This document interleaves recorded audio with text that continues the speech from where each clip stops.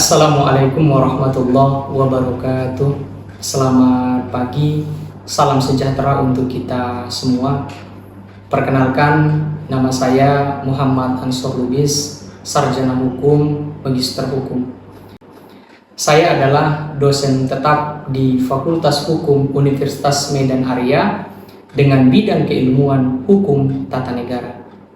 Salah satu mata kuliah yang saya ampu adalah mata kuliah hukum tata negara yang terdiri dari 3 SKS, dan itu dipelajari di semester 4 dengan mata kuliah wajib. Adapun mata kuliah hukum tata negara adalah mata kuliah hukum yang mempelajari tentang ruang lingkup hukum tata negara, asas-asas hukum tata negara, sumber hukum tata negara baik secara formil maupun secara material, lembaga-lembaga negara baik sebelum perubahan dan sesudah perubahan Undang-Undang Dasar, konstitusi, serta bentuk negara dan pemerintahan, kewarganegaraan, hak asasi manusia, serta pemerintahan daerah, desa, dan yang terakhir adalah hukum tata negara darurat.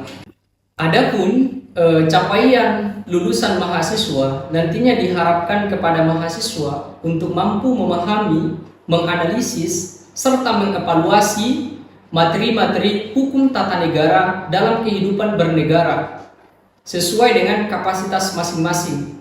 Dengan penguasaan hukum tata negara yang baik, nantinya juga diharapkan kepada mahasiswa mampu melatih diri untuk bertanggung jawab dalam hal partisipasi dan kerjasama yang aktif dalam menemukan solusi di berbagai bentuk permasalahan-permasalahan ketatanegaraan, baik di tingkat lokal maupun di tingkat internasional, dengan prinsip Pancasila yang religius, kemanusiaan, persatuan, kesatuan, musyawarah, dan keadilan sosial.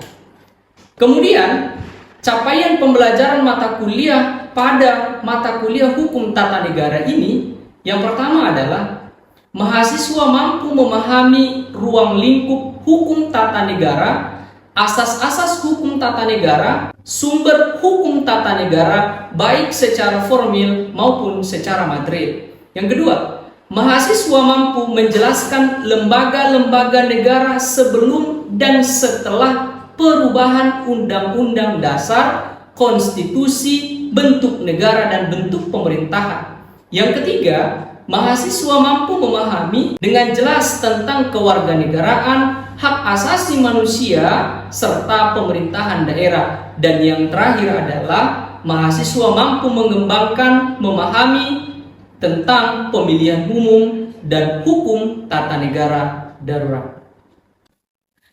Dalam memberikan pembelajaran kepada mahasiswa, saya memberikan beberapa referensi sebagai pedoman dalam pembelajaran mata kuliah hukum tata negara. Yang pertama adalah ada buku saya, karangan saya bersama Bapak Yusri Rijal, adalah buku Hukum Tata Negara. Yang kedua, buku karangan dari Fazlur Rahman Jurdi yang berjudul mengenai tentang hukum tata negara. Yang ketiga, buku dari Eka Namsihombing yang berjudul mengenai tentang hukum tata negara. Dan yang keempat adalah buku karangan dari Muhammad Kusnardi yang berjudul Pengantar Hukum Tata Negara. Dan yang kelima adalah buku karangan dari Jimli As-Sidiki yang berjudul mengenai tentang Pengantar Ilmu Hukum Tata Negara dan Konstitusi. Dan yang terakhir adalah ada buku karangan dari Munawir Sajali. Selain itu juga saya memberikan kepada mahasiswa referensi berbentuk artikel, jurnal yang dapat diakses melalui e-learning Universitas Medan Area, kemudian juga Google Scholar. Dan yang ketiga adalah tentang video-video YouTube saya. Selanjutnya, dalam capaian mahasiswa, pembelajaran mahasiswa ada beberapa aspek dan bobot penilaian. Ada 3 aspek penilaian. Yang pertama adalah ada aspek pengetahuan, ada aspek keterampilan, dan ada aspek sikap dan perilaku, di mana aspek pengetahuan ini nantinya diharapkan kepada mahasiswa mampu memahami secara teoritis hukum tata negara. Kalau aspek keterampilan adalah kemampuan mahasiswa dalam menganalisis secara yuridis aplikatif terhadap praktek ketatanegaraan yang berlaku di negara Indonesia. Dan yang ketiga adalah sikap dan perilaku. Diharapkan kepada mahasiswa mampu berkualitas ataupun mampu menghargai pendapat orang lain, kecermatan, ketelitian, kehati-hatian, berani mengemukakan pendapat dan menerima kritik ataupun saran, serta mampu bekerja sama baik dalam kelompok dan selalu menjadi bagian ataupun solusi dari setiap persoalan. Yang kedua, ada namanya bobot penilaian mahasiswa.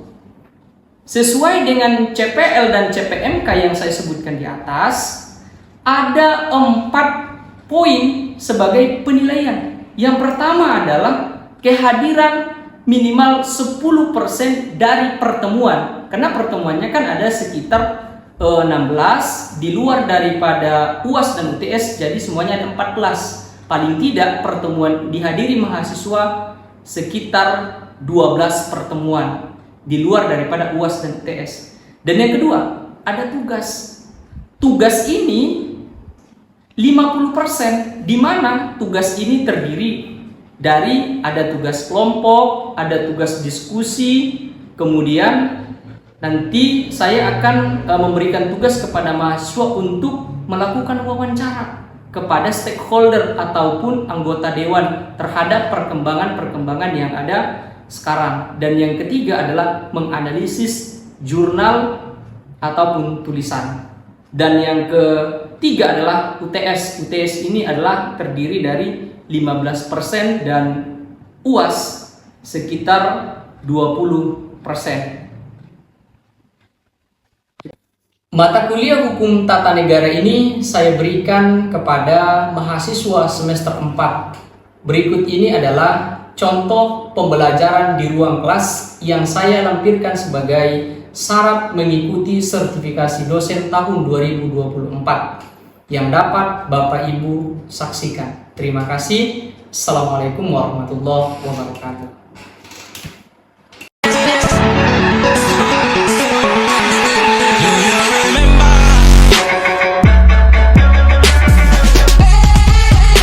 Assalamualaikum warahmatullahi wabarakatuh.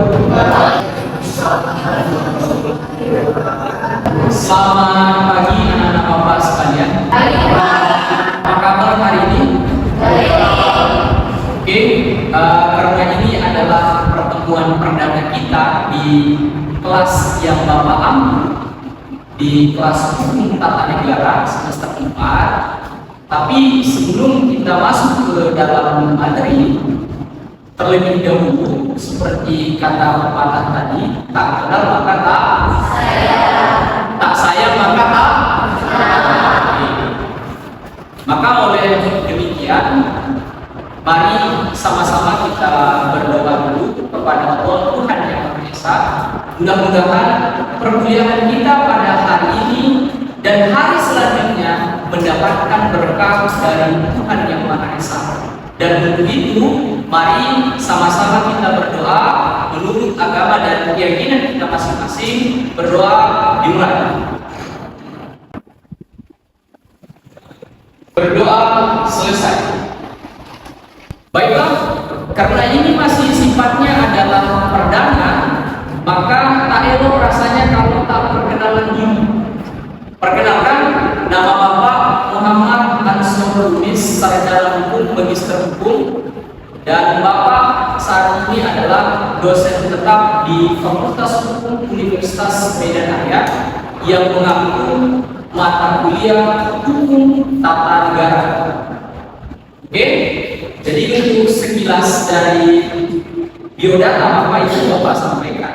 Selanjutnya, ada beberapa hal yang perlu anak-anak Bapak ketahui bahwa dalam mata kuliah hukum tata negara ini, sebelum masuk ke dalam, pembelajaran semester. Ada beberapa ketentuan yang harus anak-anak Bapak ikuti pada mata kuliah Bapak.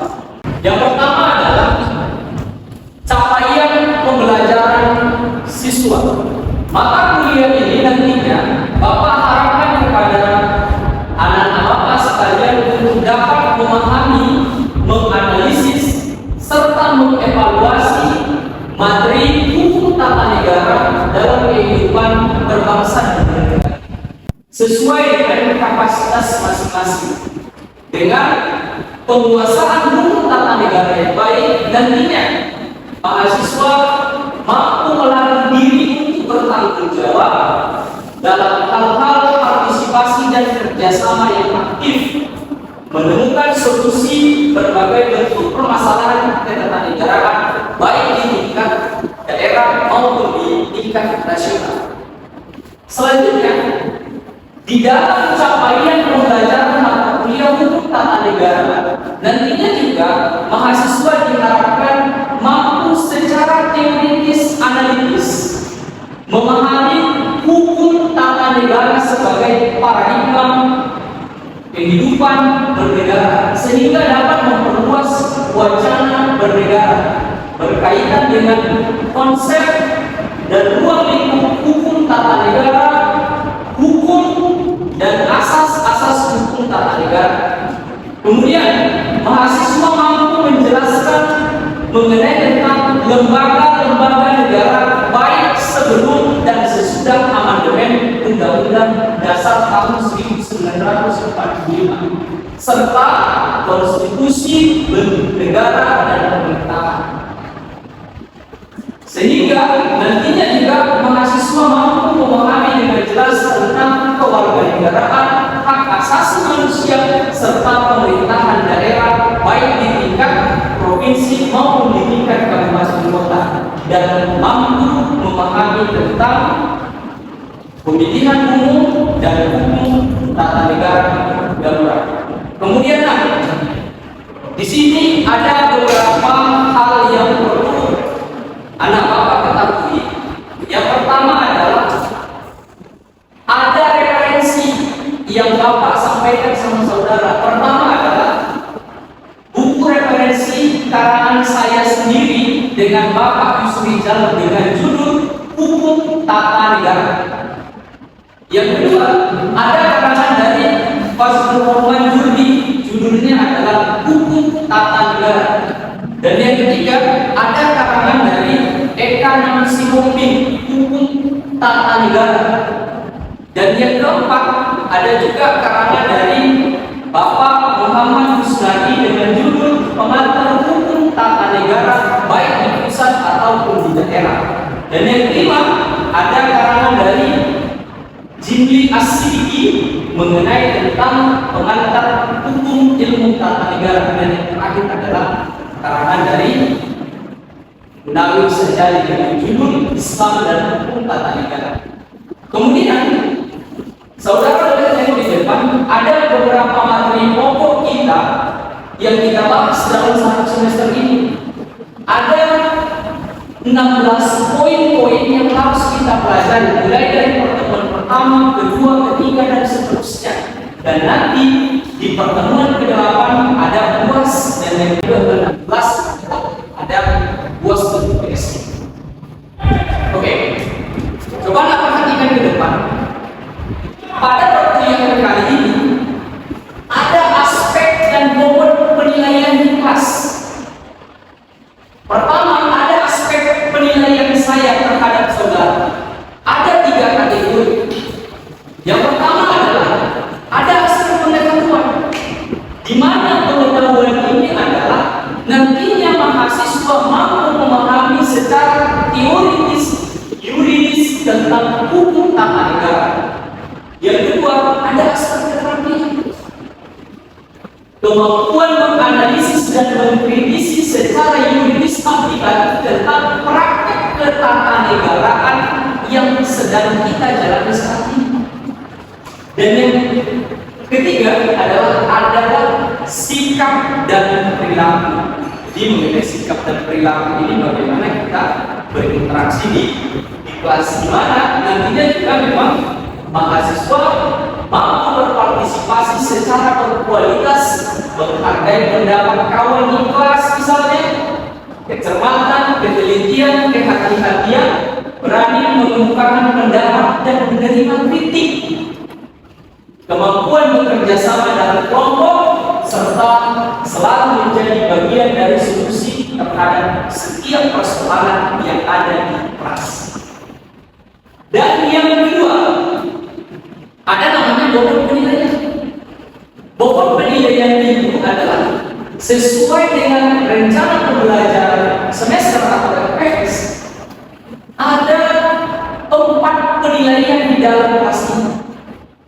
Yang pertama adalah kehadiran 10%. Kalau kehadiran 10%, kita hitung saja.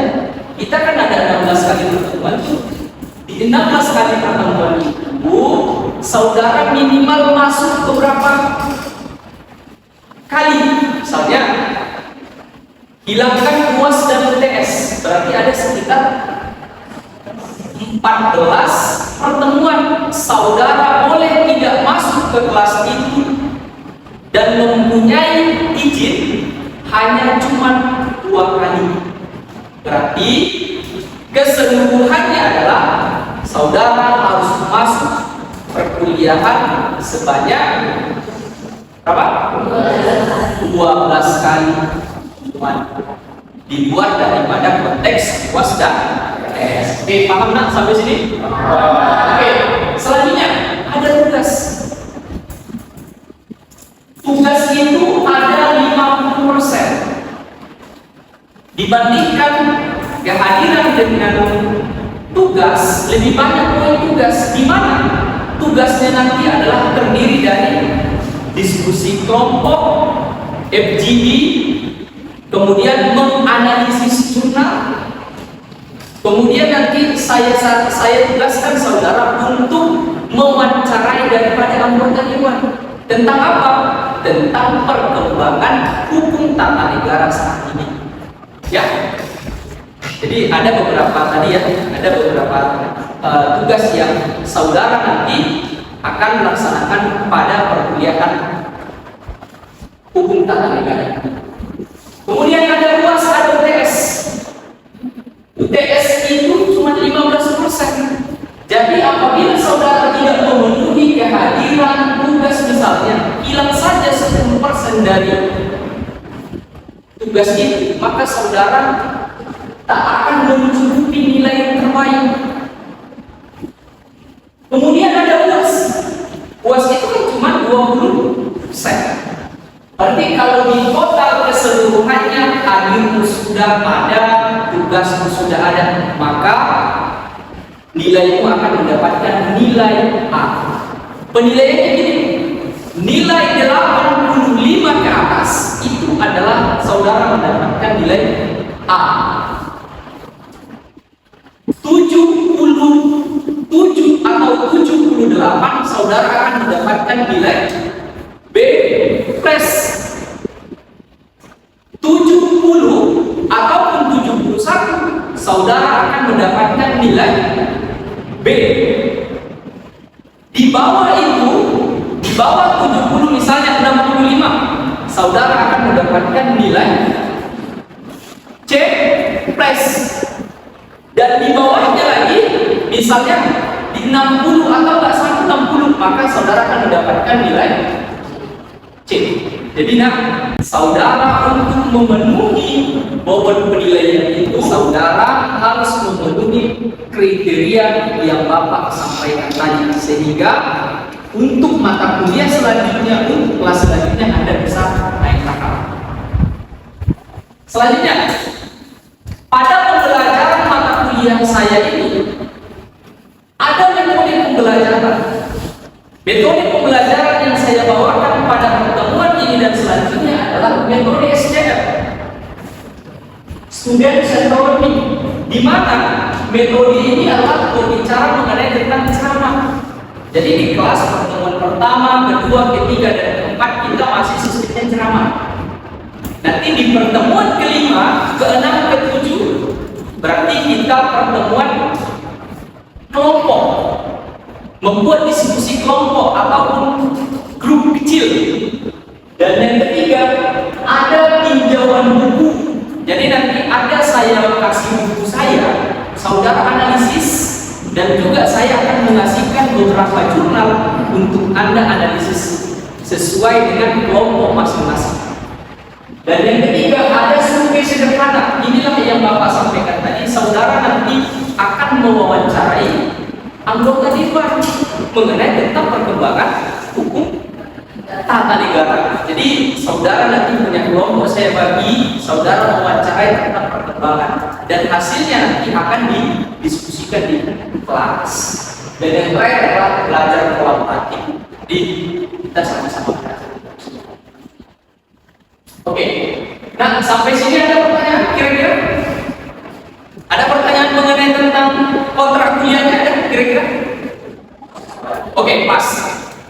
Selanjutnya, yang terakhir ini mengenai tentang tata tertib perkuliahan. Yang pertama, ketika Bapak masuk ke kelas, yang namanya handphone tolong disilentkan, disimpan, dan jangan lagi membuat keanehan ataupun keonaran di dalam kelas yang membuat kelas kita tidak tertib. Yang kedua, jangan bawa senjata tajam, jangan bawa obat-obatan terlarang, ya, jangan merokok di kelas, ya. Jadi itu salah satunya. Kemudian ada kehadiran. Kehadiran itu enggak yang tadi 10%. Apabila saudara tidak hadir, maka kasih surat keterangan yang sesuai dengan perundang-undangan, jangan direkayasa. Ya. Jadi 2 kali saudara misalnya tak hadir, surat itu harus gitu ya. Yang ketiga, nanti misalnya kalau dosen berhalangan tidak hadir, maka dosen saya sendiri akan menyampaikan kepada saudara 1 hari sebelum hari pelaksanaan kuliah, dan Bapak akan menyampaikan kepada waskat kampus untuk perkuliahan saya ditunda dengan sebab misalnya sakit atau ada kepentingan lain. Ya, sampai sini ada kira-kira sebelum kita masuk materinya? Cukup? Jelas? Oke. Sekarang masuk kita kepada materi. Kalau berbicara mengenai tentang hukum tata negara, ada orang yang menyatakan bahwa hukum tata negara itu adalah tergantung fokus perumusan objek, di mana ada beberapa ahli yang menyatakan seperti Scholten. Dia menyatakan bahwa hukum tata negara adalah hukum yang mengatur organisasi daripada negara, mencakup kedudukan organisasi negara, hubungan hak dan kewajiban serta tugas masing-masing. Jadi kalau berbicara mengenai tentang hukum tata negara ini, berbicaranya adalah berbicara organisasi, organnya. Makanya ada yang mengatakan bahwa hukum tata negara itu adalah hukum yang diam. Kapan dia bergerak? Ketika digerakkan oleh hukum administrasi negara. Sama dengan ini. Ada organnya, tapi kalau nggak bisa dijalankan itu apa?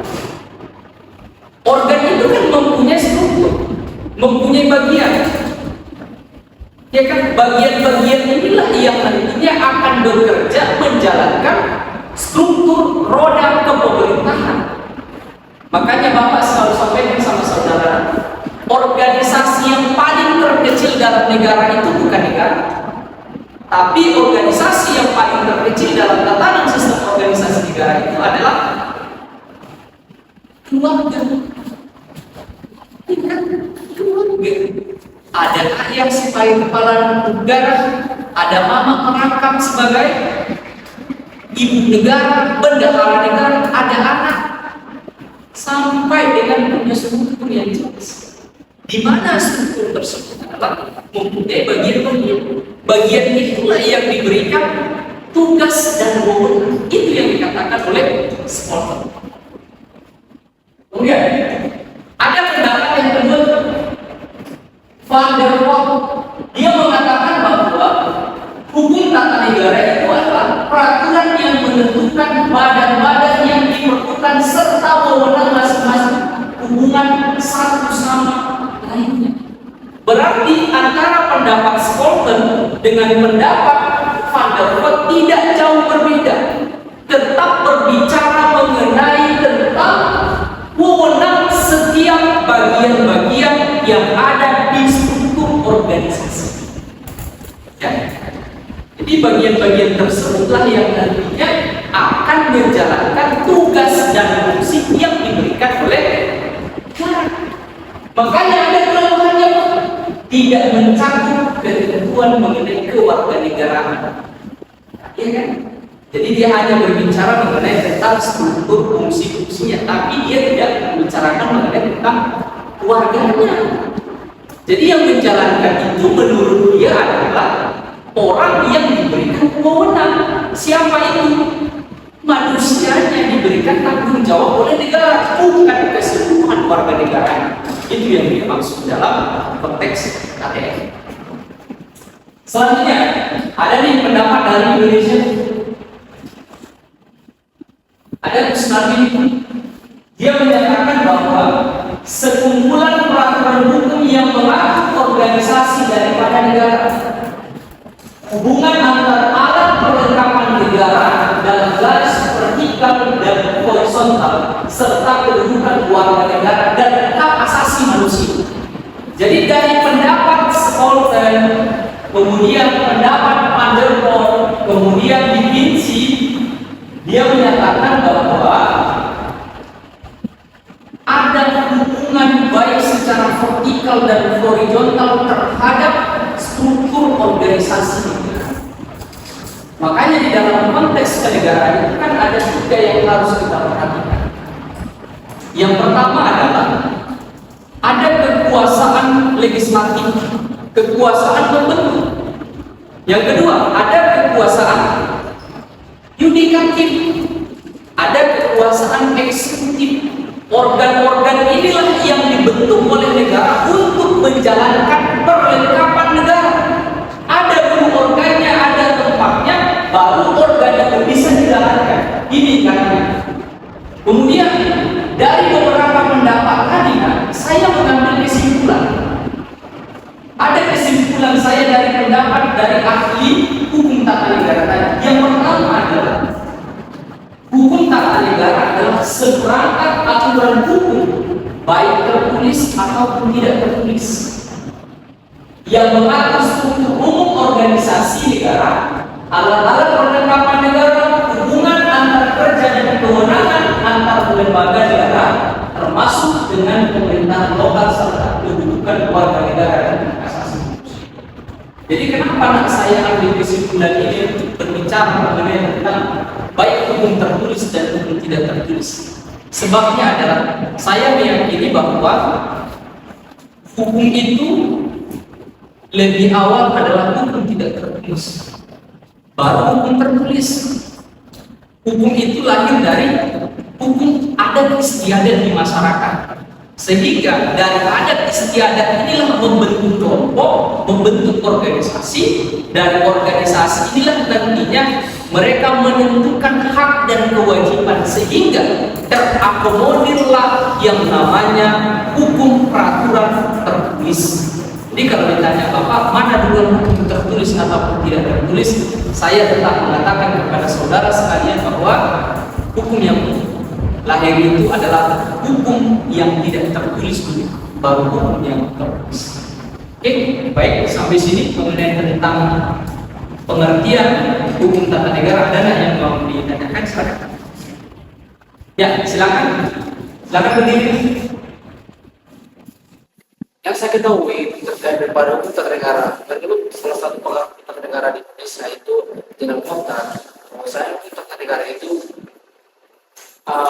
bukan yaitu terkait daripada bagaimana negara itu mengkaji sebagai objeknya itu ya konstitusi sendiri. Nah, kalau kita dari seluruh master daripada definisi untuk para ahli ataupun dan sebagainya, yang menjadi pertanyaan saya itu adalah kalau kita melihat sekarang ini secara umum ya, kita ketahui bahwa hukum itu umumnya ada sumber-sumber. Nah, sumber-sumber itu ada traktat, kebiasaan, itu tidak tertulis.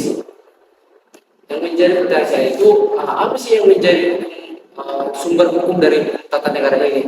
Apakah misalnya kalau kita melihat fenomena sekarang ini bahwasanya banyak sekali ini penegak-penegak atau organ-organ daripada negara itu yang ada kebiasaan buruk, nah apakah itu bisa sebagai sumber hukum? Bisa dikatakan sebagai sumber hukum?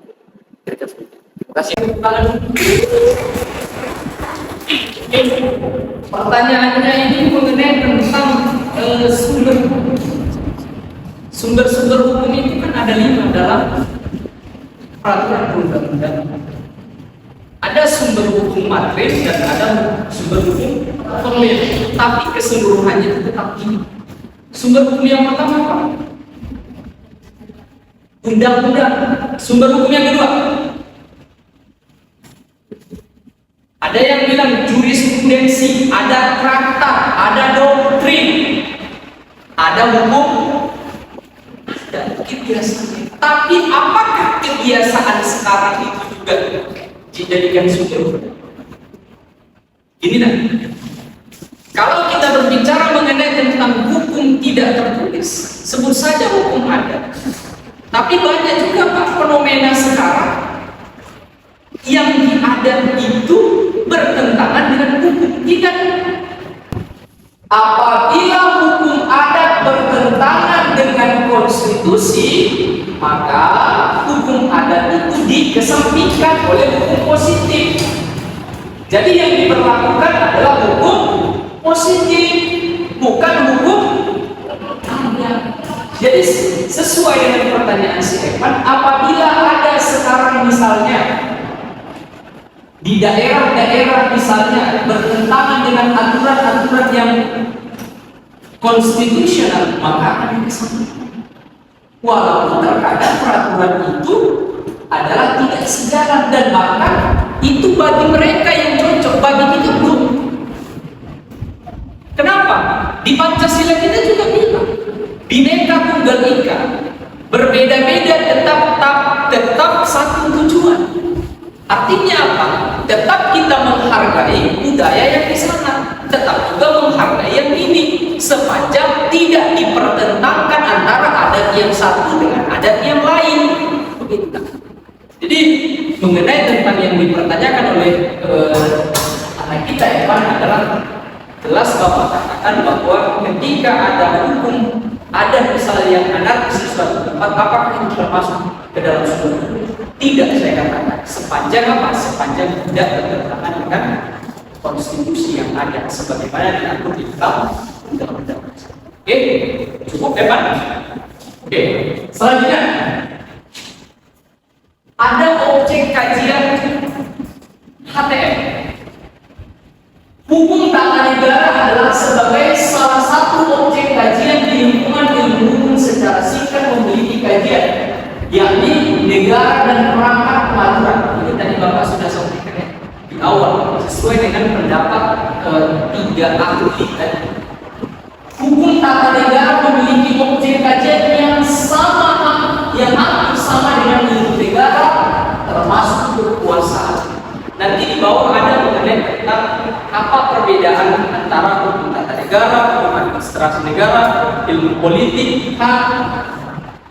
Selanjutnya, hak mengkaji negara dan keadaan.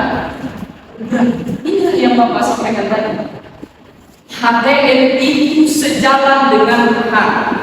HTM itu tidak akan bisa bekerja kalau tidak ada hak. Kenapa? Hak itu berbicara mengenai tentang sumber daya manusia yang ada di dalam organisasi. Jadi kalau HTM-nya berbicara organisasi, pertanyaannya siapa yang menjalankan organisasi?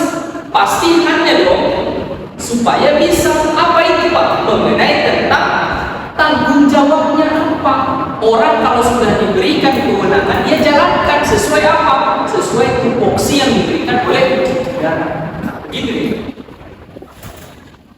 Nih, negara dalam arti material. Negara dilihat sebagai pemerintah dan negara dilihat sebagai bentuk kekuasaan. Coba saudara perhatikan. Negara dilihat sebagai pemerintah dan negara dilihat sebagai bentuk kekuasaan. Jadi ada dua itu. Satu bentuknya, satu kekuasaannya. Satu organisasinya, satu kekuasaannya. Dijalankan organisasinya sesuai dengan kekuasaannya.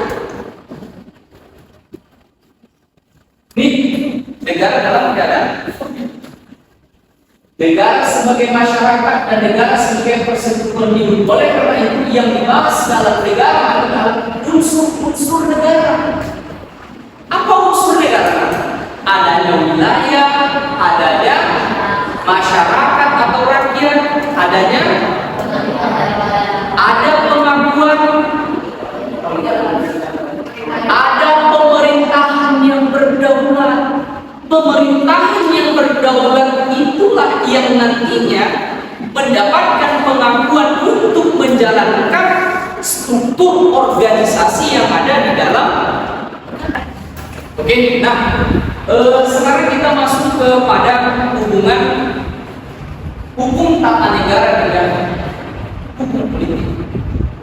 Pertama adalah kalau dia di politik mengkaji perilaku kekuasaan, berarti kalau bicaranya perilaku yang dibicarakan berarti manusianya, berarti tingkah laku manusia yang menjalankan tugas dan fungsi negara.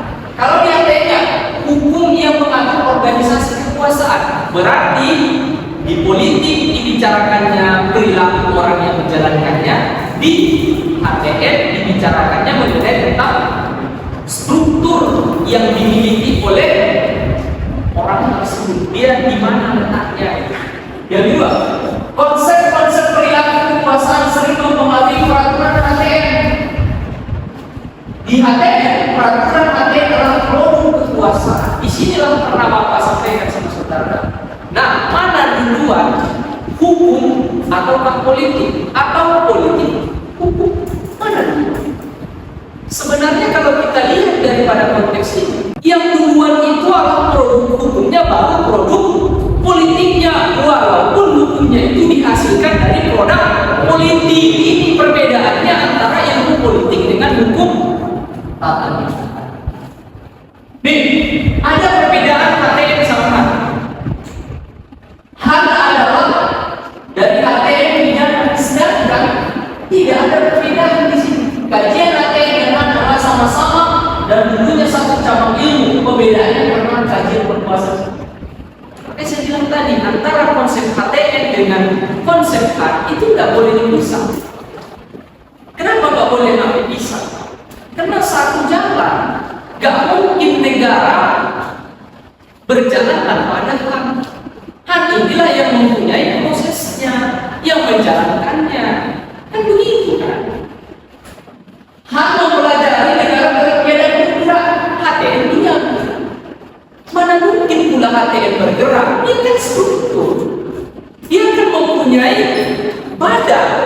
Bagaimana menggerakkan badan itu harus ada orang. HAN-lah yang menjalankan struktur keorganisasian. Oke, nah sampai di sini kira-kira ada pertanyaan? Cukup? Cukup? Oke, dan untuk selanjutnya nah, materi kita minggu depan pertemuan kedua adalah mengenai tentang amandemen Undang-Undang Dasar baik sebelum ataupun sesudah perubahan. Jadi Bapak sarankan kepada anak-anak Bapak sekalian, tolong nanti setelah sampai di rumah diulas kembali.